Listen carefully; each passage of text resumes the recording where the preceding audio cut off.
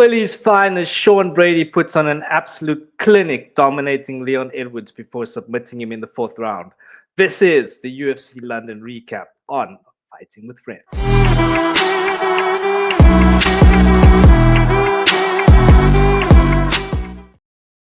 Welcome back to Fighting with Friends, the undisputed African fighting podcast. Champion of the world. UFC London took place on Saturday evening at 7 p.m. South African time from the O2 Arena in London. And recapping the card with me is the reigning defending undisputed vegan champion of the world. That is, of course, Brother Gaia.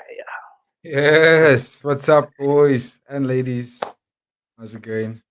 Boys and ladies, it's UFC London. This is the recap show.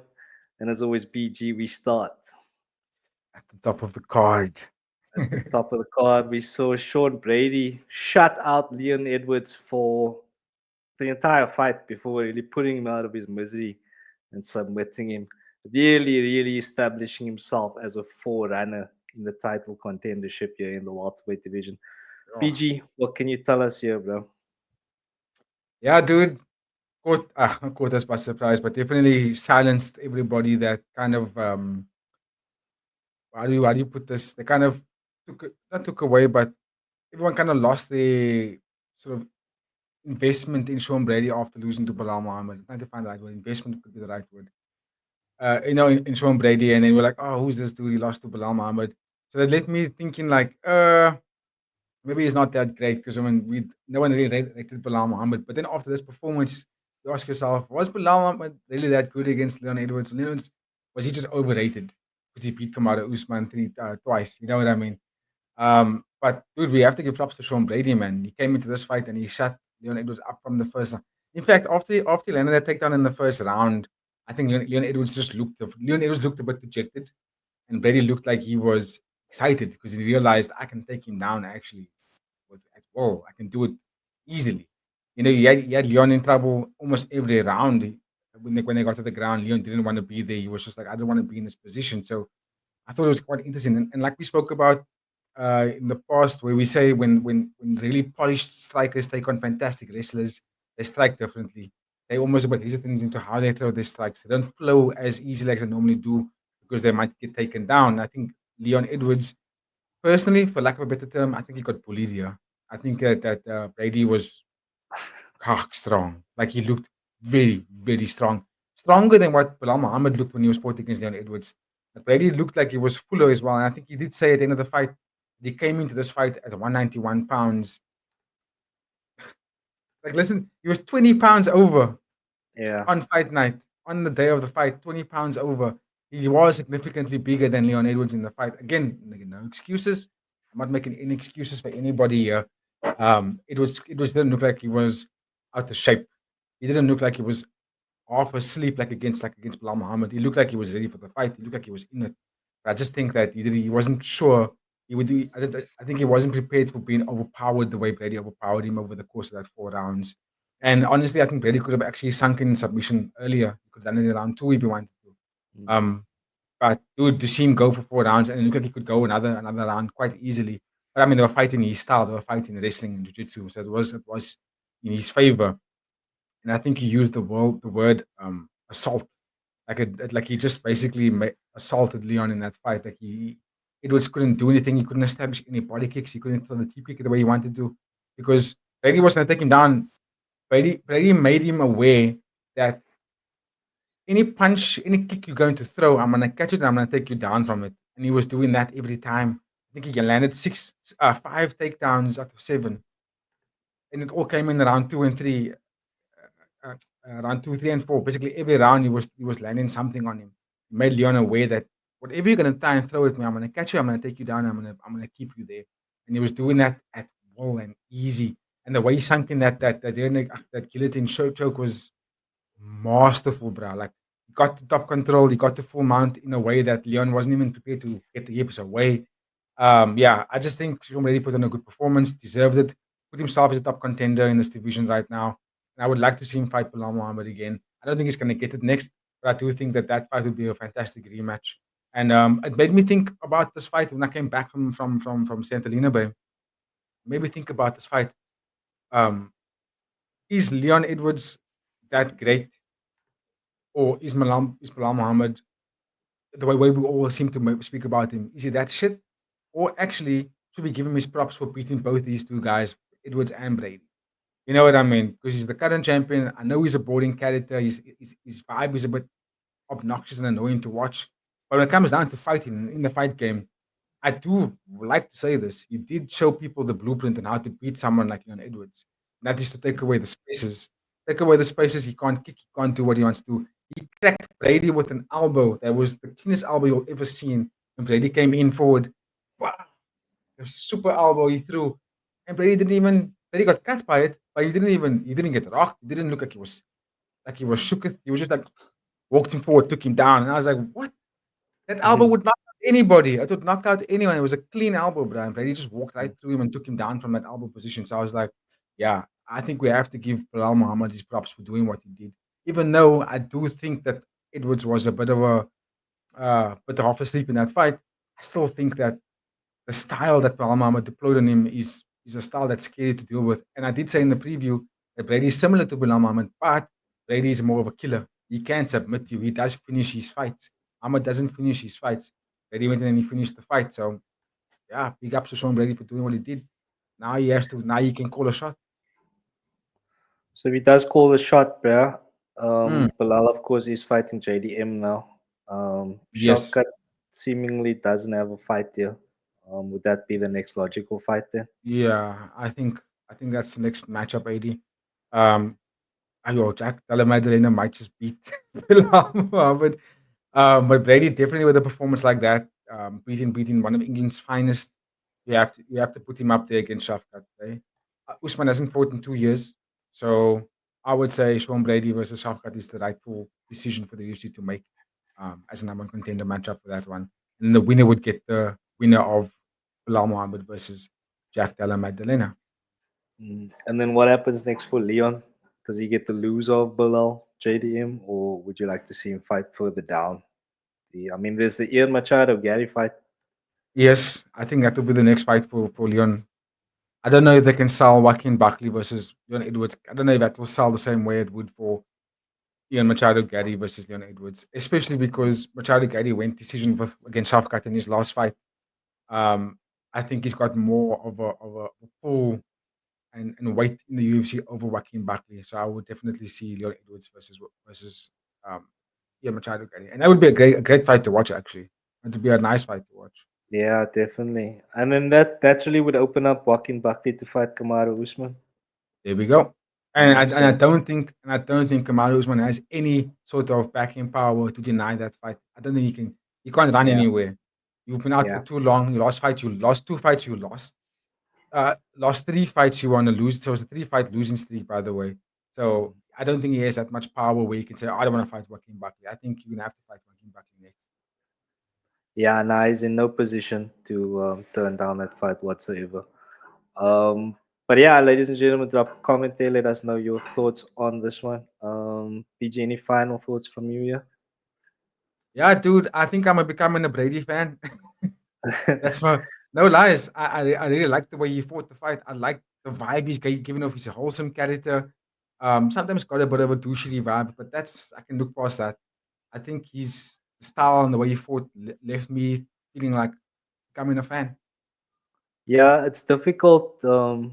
It's difficult to not be a fan after a performance like that, especially against what might be one of the greatest guys in the Yeah. welterweight division, arguably.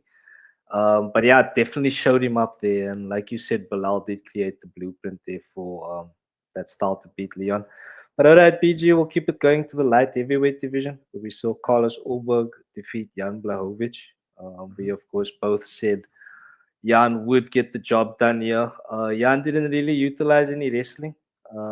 Carlos, again, for me, getting the job done, but nothing really spectacular about Yes. his performance here on the night. From your side, BG? Yeah, this fight kind of left a bit of a boring taste in my mouth. I was like, I think if Jan just had to do what he does, which is use the full arsenal of MMA, wrestle, clinch, he could have won the fight because it was there to be stolen. But the fight was going in that way that whoever lands a takedown here and does a little bit more on the ground may just put the fighter in their favor in terms of the eyes of the judges. because Ulberg didn't really go in there and like was piecing Jan up. Jan was competitive, bro. Jan was quite Mm. competitive for a 41-year-old guy, and he made it. He made the fight where I was actually left behind thinking, split decision here. I could maybe give it to Jan. It was kind of close. Because Ulberg, he's just a boring fighter. I'm sorry to say. I don't know. I'm not. He's not a fan. I'm not a fan of him. I'm sorry. This Mm. guy, the hype does not match the performances. It really doesn't. The way they speak about him, everything like that, the way we listen to Easy speak about this guy, Coach Eugene, yeah, the Oaks talk about him, and the way the UFC promotes his fights, you expect him to be like a bigger and more powerful Easy and just does these crazy things in the octagon. If you look at his numbers, 7.9 significant strikes per minute, you think, oh, this dude is going to be this insane hardcore machine gun kind of striker, but then he goes in and he puts on boring fight after boring fight after boring fight. There's 3 fights in a row that I've watched now, and I'm still left wondering why is he even the top ranked guy. So you're 34 years old. You know you coming into the UFC as this next big thing for this division, and you go and fight against a 41-year-old guy who's, let's be honest, he's 42, last fight 42 years, and that last fight was also a bit of a snooze fest. And you go, you should go in there and actually put on a stamp and end Jan Blachowicz. Make him rethink, make him go back to that thoughts that he had about maybe retiring, make him rethink those thoughts again. Like, do you really want to continue fighting in this top of this division when I'm floating around? No, Mm. there was a chance for him to go in there and really, really win all the fight fans. He didn't do Mm. that. So yeah, big well done for getting the job done. Like he wanted liquor, but I think he has to do so much more before they can consider putting him up against top, up against the top contenders. I mean, Khalil Rountree is ranked below him, right? And Khalil Rountree puts on exciting fights. Bro. Win or lose, he puts on exciting fights. You know what I'm Mm. saying? Jamal Hill fought against Yuri, lost the fight, put on a massive fight. Yuri fought Rakic, massive. These guys are putting in blood wars when it comes to these names. You know, Alexander Rakic, Jamal Hill, Yuri Prochazka, Alex Pereira, Ankalaev, Khalil Rountree. These guys put on bloody wars when they go in there, and then you get Carlos Ulberg coming in here trying to look pretty every single time. Like, nah, man. You know, if you a fight like this doesn't give him the backing power to call out someone like Jiri Prochazka who's now looking for a fight. Mm. You know what I'm Mm. saying? You can't call out Jamal Hill who just lost 2 fights in a row. Mm. You I don't mean, get that backing power.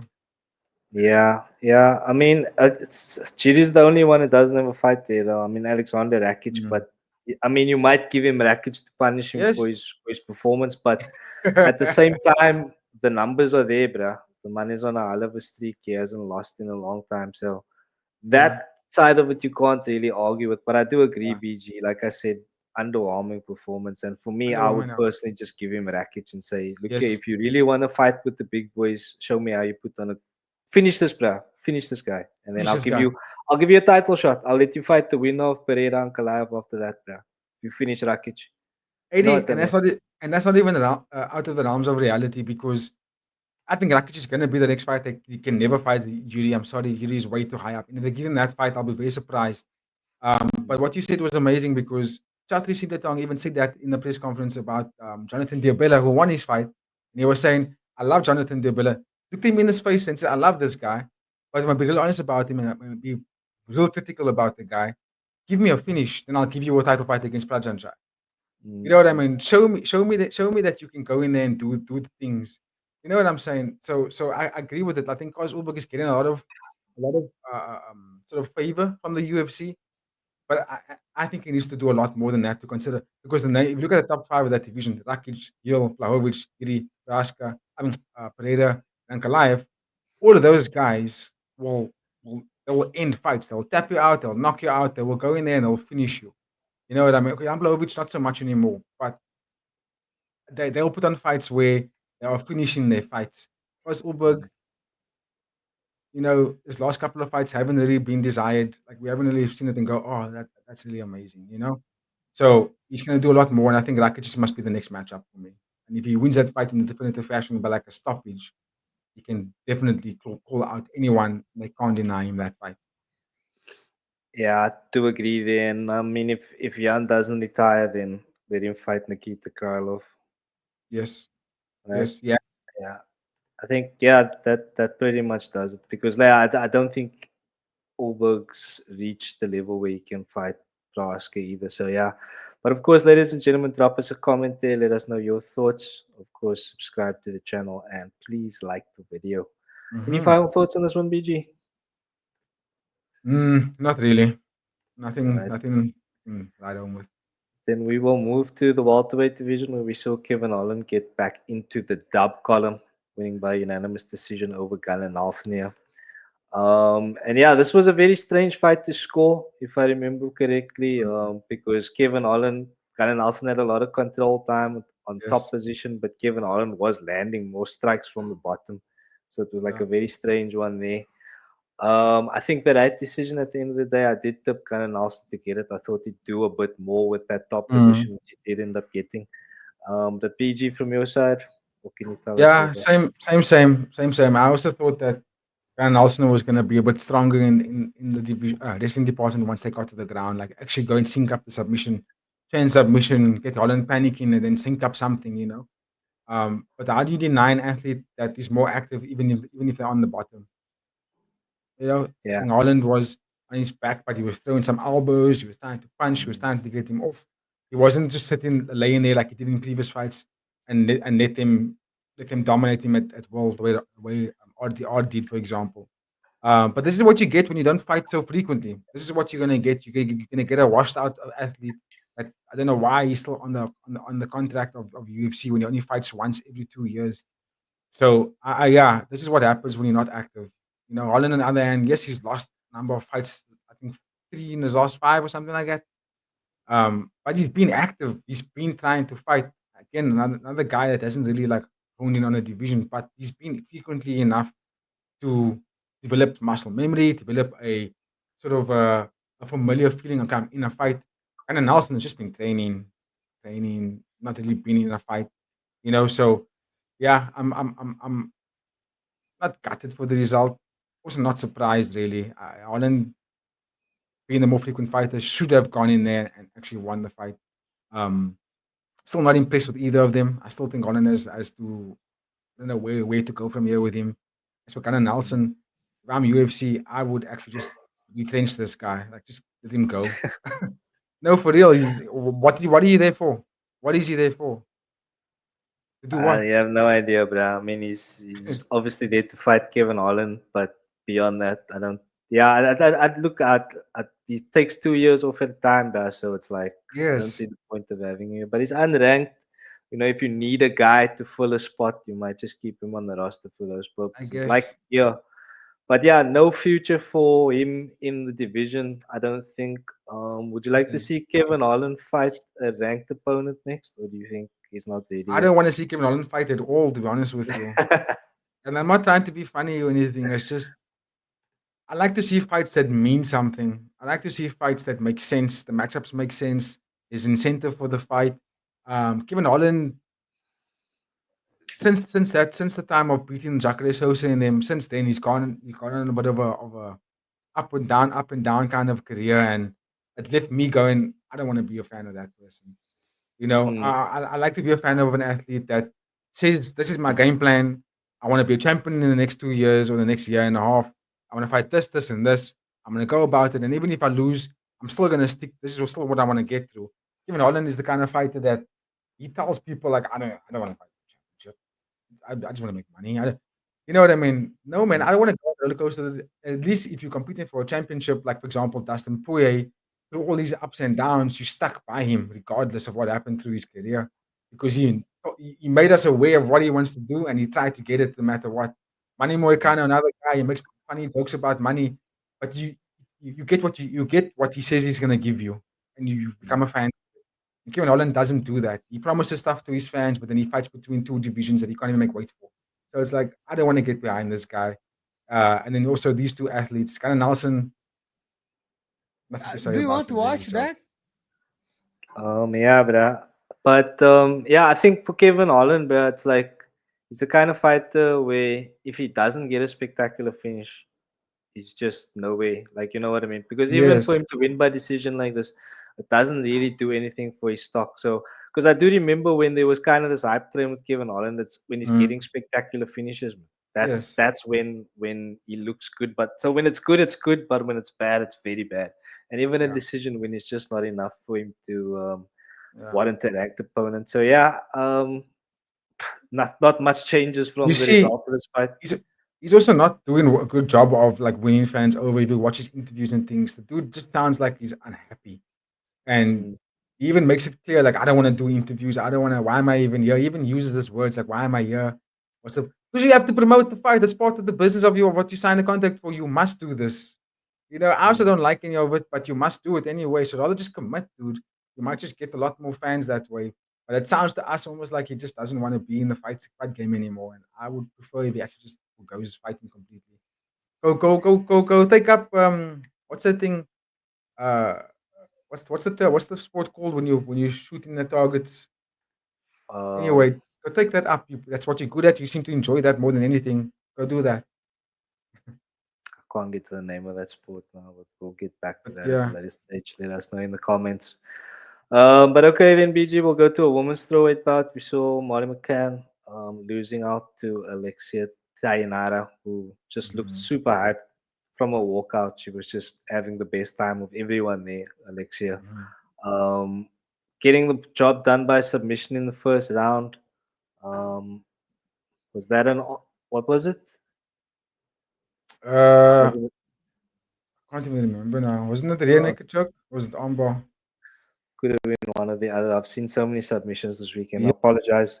My memory is a little bit hazy. I know. Um, So But yeah, Molly McCann did retire after the fight. I think that was probably the best move for her. that's But pretty yeah, good. Alexia Tainara looking very good on the night. She was thicker, she was stronger. And yeah, she Mm, just dominated Molly, to be mhm. fair. BG from your side, sir. Yeah, dude. I mean, I did say in the preview that I'm surprised to see Molly McCann fighting.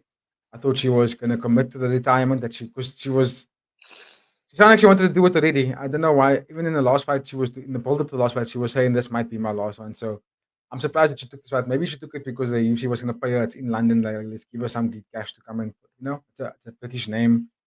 There we go. Yeah, Naked Choke. It's a British name, Yeah. so it would pull in the crowd. But I think Molly and her camp and everyone knew that she was going to go in there and get finished. She didn't look like she was even making it competitive. It was a matter of time, and she was almost like a WWE fight. Like, oh, I'm gonna throw a punch, I'm gonna wink at you, and then you grab me and take me down, and I'm gonna try and fight back, and you choke me out, and then there we go. It looked like that was the case, but honestly. And I was saying the whole time, Molly's hanging up the gloves here. She hung up the gloves. And all the guys at the Ziad and Jaden were like, "Oh, you see." And I was like, "But she did say this. She did say she was going to retire Mm, before the fight, even." So, yeah, not much for me to say about the fight because it felt like it was designed to go in that way, you know. mm. And that's nothing. That's not throwing shade on the other woman. What's her Tainara. name? Tayanada is not throwing shade on Tayanada. I think Molly could have fought literally any athlete at that point, and that was going to be a retirement fight for her. So all you can really say is well done for the performance of the night for Tayanada. She went in there and choked out someone who was largely considered to be a fan favorite. In my mind, I think she was just fan favorite because of the Paddy Barry come up. In terms of actual fights, I was like, who the hell is Molly McCann? But anyway, well done. Wish her all the best for retirement. But I think Alexia Tayanada, well done. Yeah, yeah, fair play. And yeah, I think the event was just kind of giving Molly an opportunity to retire in front of her home crowd. So Yes. was a decent shout there, I think. Mhm. But yeah, not Mhm. not really much more to say about this one, BG. So we'll keep it Nothing moving then. good. We'll go to the lightweight division, and here we saw Chris Duncan defeat Jordan Vucinic by Mm. second round sub. Um, Yeah, guillotine. yeah, I thinking about this one, and yeah, I do remember the sub, but yeah, I did think that Jordan didn't really look very good on the night there, No. even leading up to the submission, if memory Yeah. serves. So yeah, Chris Duncan going out there, getting the job done. PG, what can you tell us here? Pardon me. So Jordan Vucinic in the past doesn't do really well against wrestlers.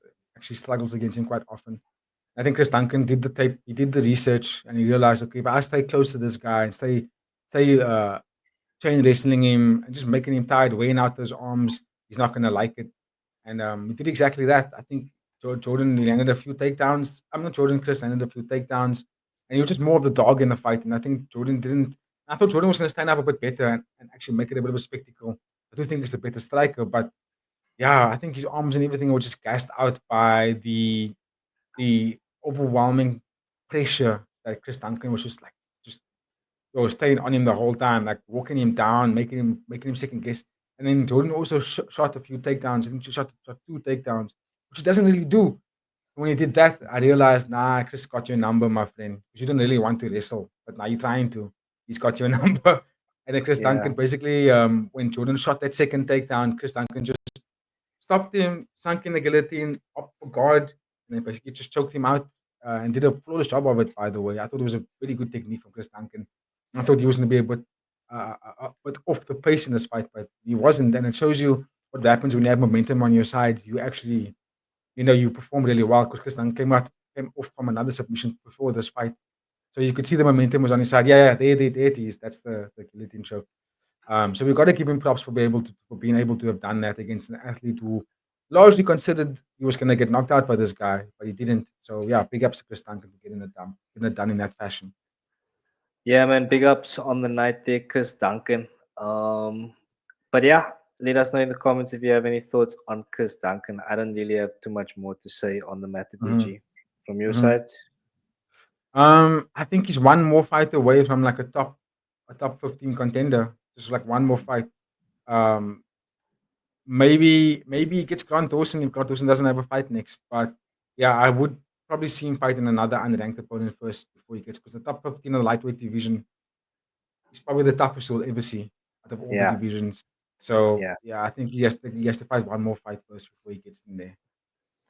I think that's a fair comment, yeah. But okay, then we will keep it moving to another featherweight bout. And here we hmm saw Nathaniel would defeat Morgan Charrier by unanimous decision. I think the bookies had Charrier as the favorite on this one. So Yeah, me Nathaniel too. Wood coming out, showing some really good boxing, I thought. Yeah. I did think Charrier was putting some kicks together really nicely, and this was a very close fight.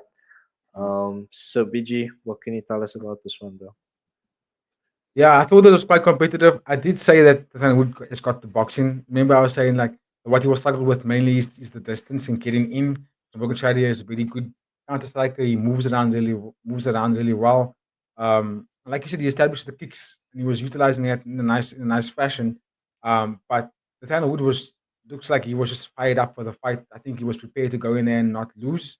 He landed more strikes. He got the knockdown, almost submitted. He had a submission also that almost landed in there. I thought he was, again, if you're using the full arsenal at your disposal in MMA, it does look good in the judges, especially if it's going to go to decision. And for me, the whole fight, it felt like Nathaniel Wood was actually trying to end the fight, whereas Morgan was just trying not to get killed. He was trying to look as clean as possible and not really get killed, and that doesn't look good when it goes to the judges in my mind. So I think Nathaniel Wood, over the course of the fight, outnumbered, and also in terms of the visual rhetoric, he looked like he was the more of the dog in the fight. So yeah, I can see why judges gave it to him. And big ups to Daniel Wood. I thought he was going to lose. I thought he was going to get outpointed. I thought he was going to get pieced up for 3 rounds and not get knocked out. I didn't think he was going to get submitted or knocked out by Morgan. I think he was going to have a difficult time just establishing his distance and range. But he proved me wrong. He went in there and he was out dogging Morgan. I think the knockdown also made Morgan skrik and realized, hey, I'm actually against someone here that's actually a better boxer than me. Mm, So yeah, I think Nathaniel Wood did a very good job, and also, mind you, fighting in a division that's not naturally his weight. He's a bantamweight naturally. So yeah, mm, I think Nathaniel Wood did really well. I still don't think he's going to be a top contender in the featherweight division, but he's gonna be in and around the top 15 for sure after this weekend mm. at least. Very nicely done, BG. And if you guys have any comments, let us know in the comments. But we will then keep it moving to the prelims, BG. Any fights you'd like to highlight here? Um, Not necessarily. The fights weren't that entertaining for me. I think Lonnie Cavanier versus Felipe dos Santos was a bit disappointing. I thought Felipe could have done more, but Lonnie was just like someone that wasn't going to get tired, and he made Felipe struggled to keep up the pace. He was getting tired after that first round. He was struggling to keep that constant onslaught that Lonnie Cavanaugh wanted to keep going at. That was entertaining one a little bit. Marcin Tybura versus Mick Parkin was okay. I think big job from Marcin Tybura. I think did really well, not being in the position to get knocked out. And he was Mm, also pushing the pace a little bit better than Mick Parkin. And then the other fight that really, really was entertaining was the one I thought was going to be the least entertaining. And that was Shona O'Bannon. She took on Pooja Tomar. And good fight because Shona got knocked down with a massive head kick. And I thought she was done after that fight, but she came back after that head kick and sunk in a submission of her own and actually won the fight really well. So yeah, well done to Shona for putting it out of the line of fire.